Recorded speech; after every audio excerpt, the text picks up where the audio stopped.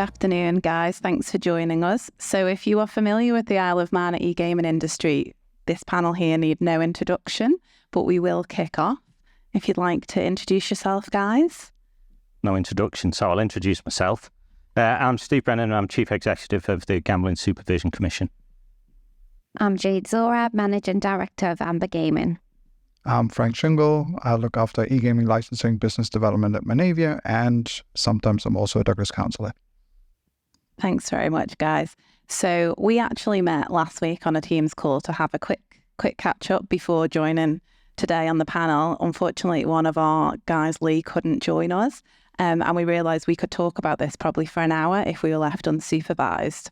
But what we'd also like to ask is any Slido questions, please send them through as we're going along. The panel are keen to get involved and give opinions on anything you might want to ask them.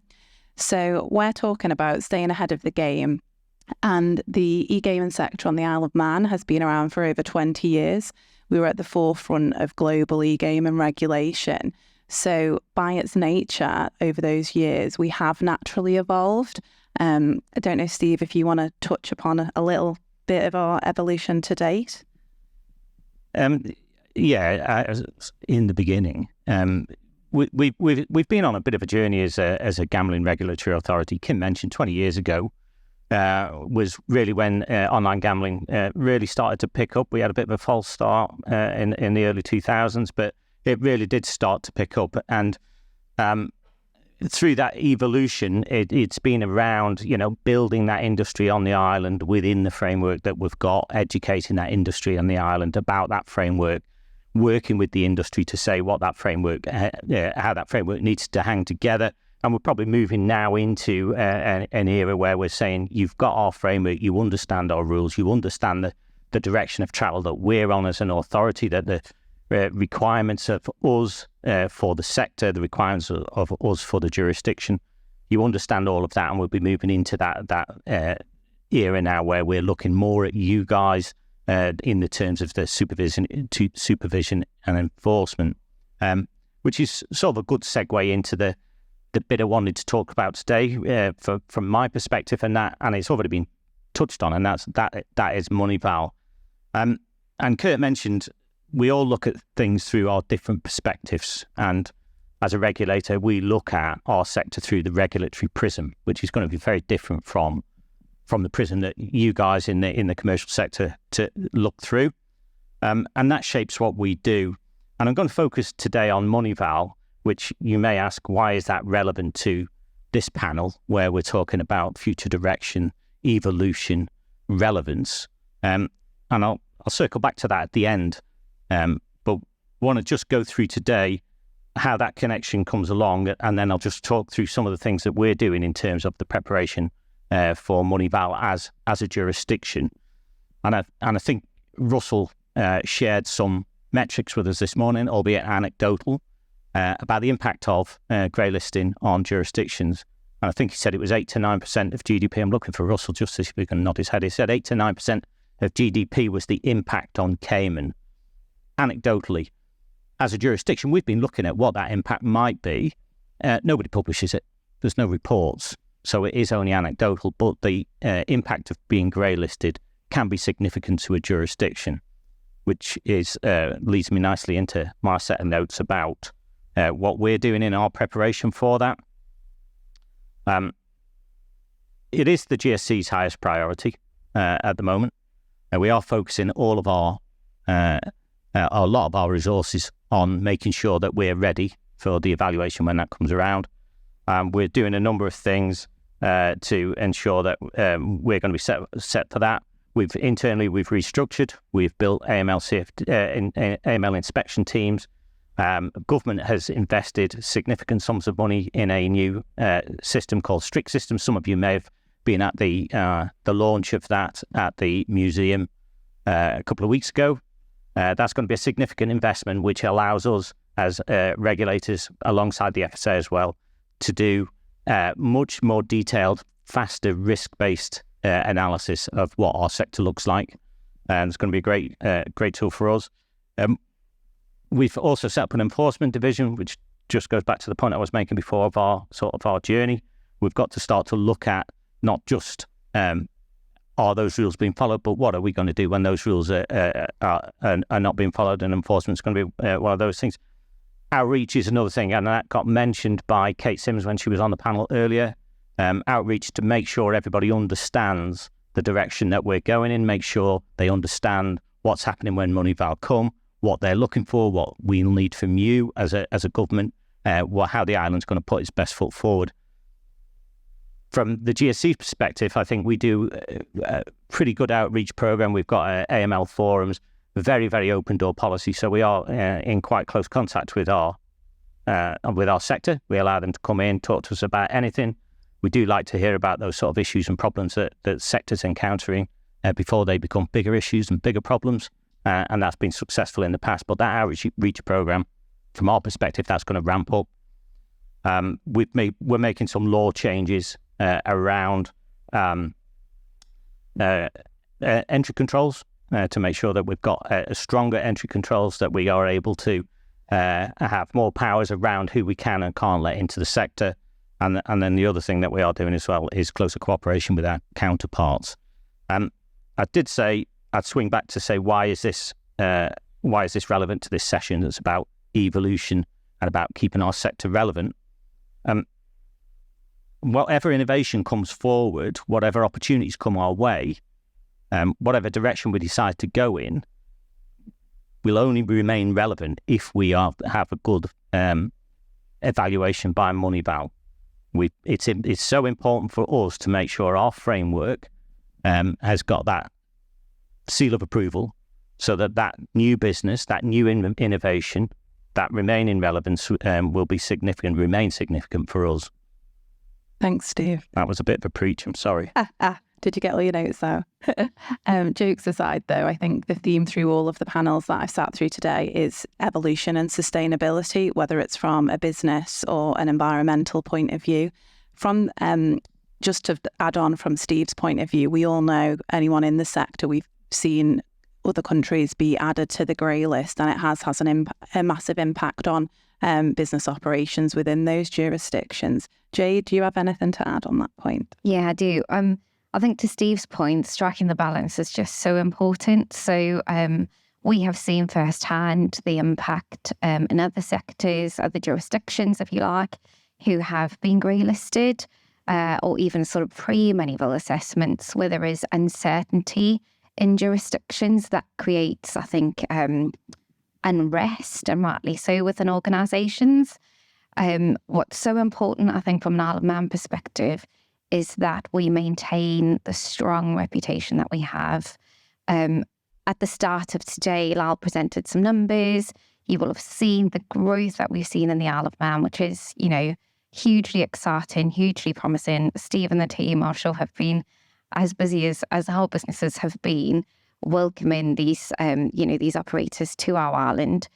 But I think it's important that there is control, that we maintain and uphold our standards. And if we are to innovate, as you said, Kim, that's done in a responsible way, it's just too important for us to get that wrong. So to continue to do that responsibly is key to everything. So I'm sure, many of your businesses have got their eyes, firmly fixed on plans for what you each may be considering with Moneyval in mind. What is, absolutely brilliant is, I think, from the FSA and GSE's point of view, there is absolutely open forum, open dialogue. And I think that is something, as businesses in the Isle of Man, we need to take advantage of. The fact that there are these outreach programs, the fact that we've got events like today to talk to people and to, share some of the challenges and collaborate on how, as the Isle of Man PLC, we are going to overcome some of these quite significant, complexities and these challenges that we face. Do you have anything to add on that point, Frank? I think we have a couple of challenges. One is certainly Moneyval and our reputation, because as Stephen Jade very rightly said, the island lives of its reputation. It is our most important asset, at least where EGaming is concerned.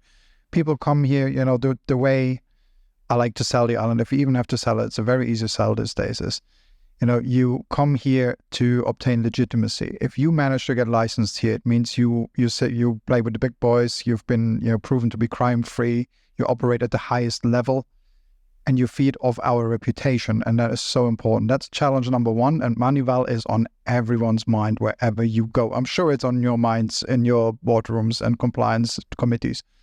The other challenge we have is there will be a fundamental change, I believe, I think it's probably sooner than later, in the way that we license things. At the moment, there's a very particular business model in EGaming, and the operators we attract, they work in very particular markets, what we call pre-regulated. But more and more countries are licensing their own markets because the governments see there's money to be made, and governments always like money, so they do that, and it's a great thing. That will bring changes for us, and not just that. So we may move, and we've already done that. Digital has been great with this, with the software license. So we're already gradually moving towards certifying licensing, not just a company to operate somewhere, but the tools they use, or the company itself, give it a certificate of approval. Take our reputation and say, yeah, you're registered here, you're licensed here. That gives you a certificate of approval of excellence if you want. And that's something I think we can expand on. And, our pre-chat that we had, and we really like the idea of, maybe not just have a gaming license, but you could expand this to things like affiliates, that you can say if you're an Isle of Man registered affiliate, that you hold yourself to a higher standard, because everything's compliance driven now. Everything is, AML driven, if we like it or not. And we are at the moment in what I call a second gold rush. So the first gold rush, was the 2000s when the e-gaming industry grew. And now with other jurisdictions like Curacao going in a bit of a sea of uncertainty, the number of 90 in the pipeline is amazing. I mean, that's just wow. It shows you how much business is coming. But it will change. And Moneyval, challenge number one, and then the changing business model, and how can we expand and adapt this licensing model that the GSC does and is very good at doing. It's the big success story in my mind, the 20 years I've been on the island. How can we adopt that to the future? Yeah, absolutely. I think, Steve, we've chatted about this over recent months as well. And because we have such a robust licensing model in the Isle of Man that is that gold platinum standard, it could well be rolled out to other sectors. I think Frank has already mentioned we've expanded our licensing framework to cover a number of different sort of product types. Software licensing has obviously been one of the ones that's been really quite a popular license that's come along. We introduced it for one reason, we see it getting used for another. We introduced it as a quick way for our license holders to be able to take the games from the software supplier and not have it retested every time it went to a different license holder. So test once, it could be deployed across our estate straight after that by that software license holder.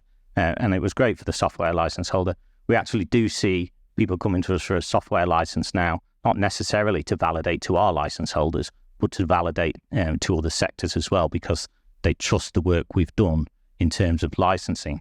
To the affiliates, again, we've got the opportunity if there's a demand there, and we've been approached by a couple of people in the past about affiliate licensing.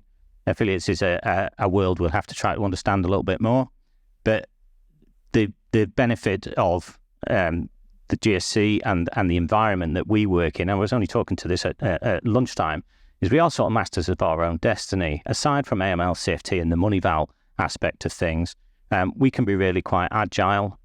We can move really quite quickly when that requirement or when that need is identified, because it is gambling law and gambling law only, and it's the gambling law that we manage as the GSC. So we're not a wheel within wheels. We are just uniquely in charge of our own sort of destiny. So we can move really quickly when these sort of innovations come along. Just circle back to the point that Frank made right at the start. At the same time as it might look like a good idea to everybody, we do have a role to make sure that we protect the reputation of the island as well. So some ideas might look fantastic, but when I look through the regulatory prism, they might not necessarily be. So there is always that discussion and conversation to be had, and not everything will fit. It looks like Jade has something to add on that point. Well, one of the things I was going to say is, we're all talking about what's coming, and is really important. I think there has to be an acknowledgement that this comes with a cost. So it is expensive. The cost of compliance is expensive. The commitment by way of just establishing systems and processes is just, an expensive time. And we know that it's also quite challenging to find appropriate skills to help businesses, to adhere to all of these things. So I think that has to be recognised. And I also think where we are looking to introduce opportunities and look at other licensing models, potentially like offering affiliates the opportunity to become licensed, that we do that in a really pragmatic and considerate way, because what we don't want to do is potentially, kill something, which effectively from an affiliate landscape is simply a marketing expertise to some extent. And I think that that's been really well done from a software license point of view as well. So not mandatory, but is there for those who effectively want that recognition, who want to join the club, if you like, but who also putting their kind of neck on the chopping block, if you like, to say, right, okay, well, I've got the license. I accept the responsibility that comes with being a license holder. And then there's no get out really. We have to be compliant. But I think that creates a best in class ecosystem that's been spoken about earlier today as well. And that again is the reputation I think that we'd like to uphold. I think that approach is not too dissimilar. Ty mentioned it earlier about ESG and in Malta, where they've come forward with that code. And you can see the sort of direction of travel that might go, but at the moment it's a best practice, best in class thing that Malta's trying to introduce for ESG, and to say that path might be something that we could adopt and adapt for our own needs. But again, it's really about the sector saying what's coming down that line. We're regulators, so we're never at the forefront of any of this. We're always a good number of steps behind, and that's why we want to talk to the sector, want to understand what's coming from the sector from a innovation and business perspective, so that we can be ready for it, or better still, if get ourselves prepared, but also make sure that if it's something that isn't ever going to fit, you don't waste so much time, money, and effort bringing it to a point only to get the regulators say no. Yeah, and I think it's also about collaboration. So there are so many interesting technologies. You touched on, the use of districts, etc. before. Obviously, Jason blew us all away this morning, I think, talking about all things AI. And I was just scribbling down notes frantically because that is absolutely not my field of expertise. But I'm going to ask ChatGPT a few questions, or Jason over a run at some point, just about how potentially we could really consider being a bit more efficient or quicker to making decisions when we look at things like scrutiny of corporates, individuals, etc., who are coming forward to be license holders. I think one of the big things, just that you mentioned AI, we can't finish this panel without talking about AI. And it's a field in e-gaming where AI is very actively coming through now, and where it will bring changes. And I'm sure, Steve, it will bring a lot of headaches for your department, because at the moment, I have the first two clients now I'm working with who use AI in their gambling product. One uses it more for bet placement kind of thing, like a concierge, like a supercharged Alexa, if you want. And the other one, and is Luke here somewhere? I'm sure he's here somewhere. They're actually using it within the product, where it may change the odds that a player sees. It may change the whole experience. It may work in virtual sports, that it's not just virtual sports with an energy anymore. It's virtual sports powered by an AI that uses knowledge out there to create gambling products. That's going to be a whole new minefield of regulation in more ways than one. In one way, to make sure that the operators are fair and that you can actually license them and enforce the licenses, but also in the way that how do we make sure it's really fair? Because now we're in a situation, in the past, the operators always had, I'm from an operator background, and we always had the upper hand. We had the 1,000 traders sitting in Manila and, all this firepower, the house always wins. Now, our players have so much computing firepower at their hand, they have as much, if not more than we have, readily available at a click.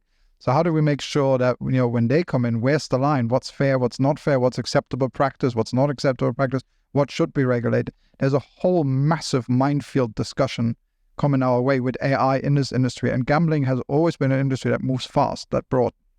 the internet to where it is today is adult entertainment and gambling. That's why you buy on Amazon. That's why you can make payments, or those two. So it's natural that we embrace this very quickly. And the regulator, like Steve also said, is always a bit more on the reactive side. So there's going to be so much coming down, as regulation comes.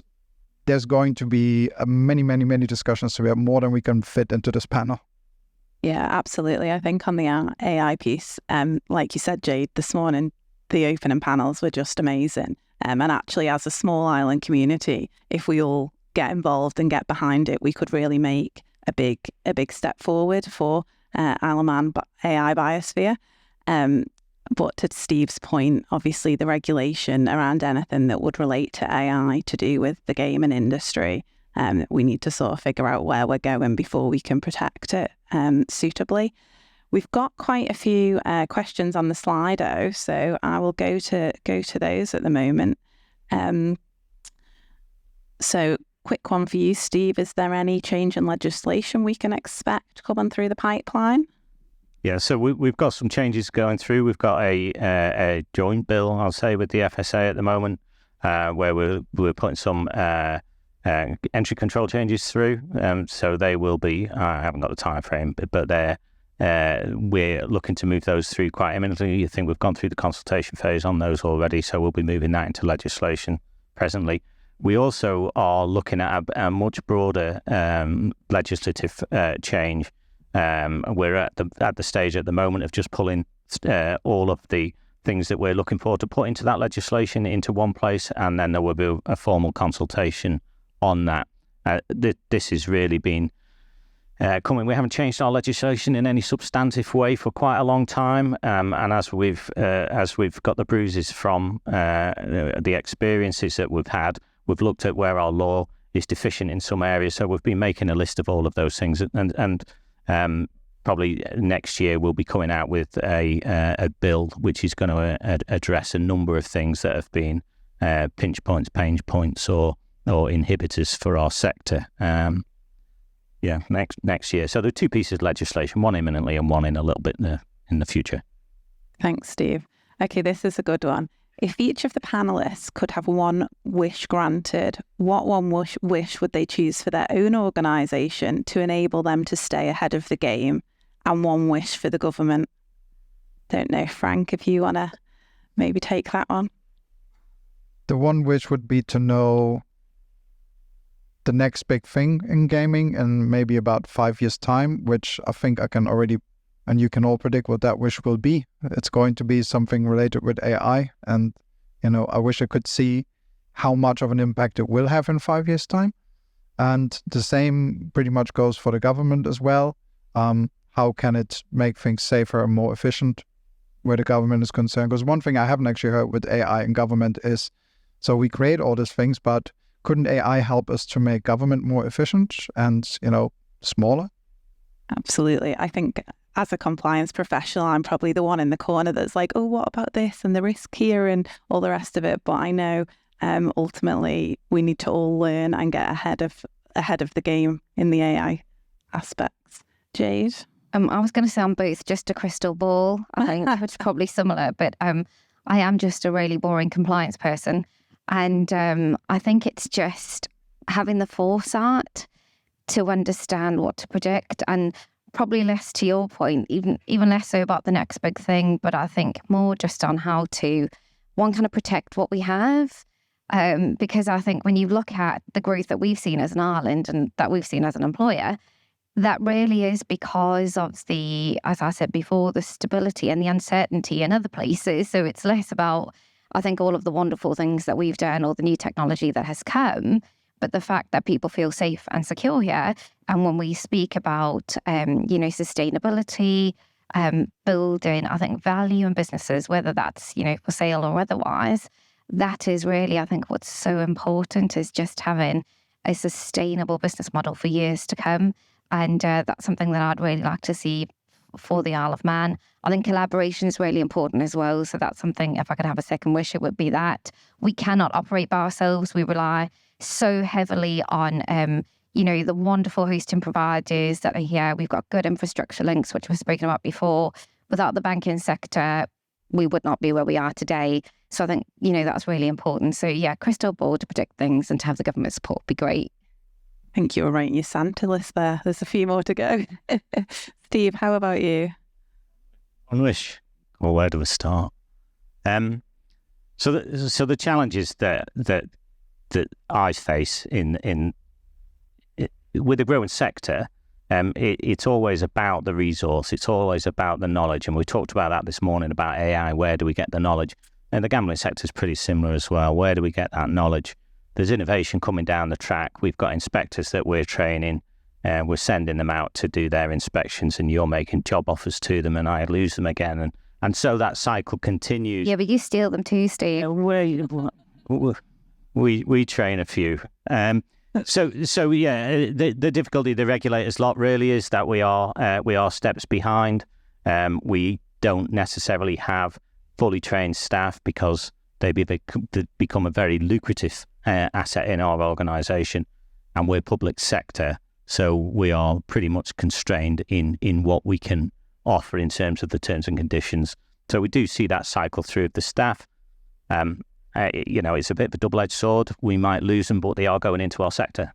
We talk about lifting standards, so we get that standard lifted because we've got our former inspectors out in that sector, and there's a load of them. One on the panel, loads in the room today. So that cycle continues. But my wish would be if it didn't, so that I had good trained staff and maintain them. And we could probably move a bit quicker if that was the case. Anyway. I think though, Steve, as a small island community, we're doing very well in the gaming sector because of your in-house training. I might license that. This is the next career move. Okay, we're literally 1 minute left, so we'll just take one question. Given that Moneyval will be very much focusing on the effectiveness of Isle of Man legislation, how might we define effectiveness, and what do we see as the criteria and parameters that will be used to measure that effectiveness? Steve? Well, I'd be looking around for Helen if she was in the room. So the effectiveness, it's really a subjective matter. So the Moneyval come to us, they'll look at what our national risk assessment is, they'll look at our legislation, and then they will be looking to say, are we using our legislation to the best effect? They'll be looking at the sector, looking around at the types of business they've got, how they've gone about getting that business, how they've gone about checking that business once it's through the door, how they've gone about managing that business. So there's no one set definition of what effectiveness looks like. It's really dependent on a number of parameters. And I can't really speak for Moneyval in terms of what they're going to be looking for from our sector specifically, because we'll need to see where that fits within the broader economy of the Isle of Man, where that fits within the national risk assessment of the Isle of Man, where gaming fits within that national risk assessment. But effectiveness is at the highest level, the simplest level. Are we doing what we said we should be doing within the legislation? Are we using the legislation, the framework we've put in place? And Moneyval has already said you've got a great framework. The effectiveness is, are you using it? And that will be for them to come to us and point out where they don't think we're being particularly effective, and us to go back and say why we do think we are. And then we'll land on a final report. Thank you, Steve. That's the end of our panel. We've hit the zeros. So thank you very much, guys. There is still a number of Slido questions, so the panel are around for the rest of the afternoon if you want to grab them and have a chat. Thanks, guys.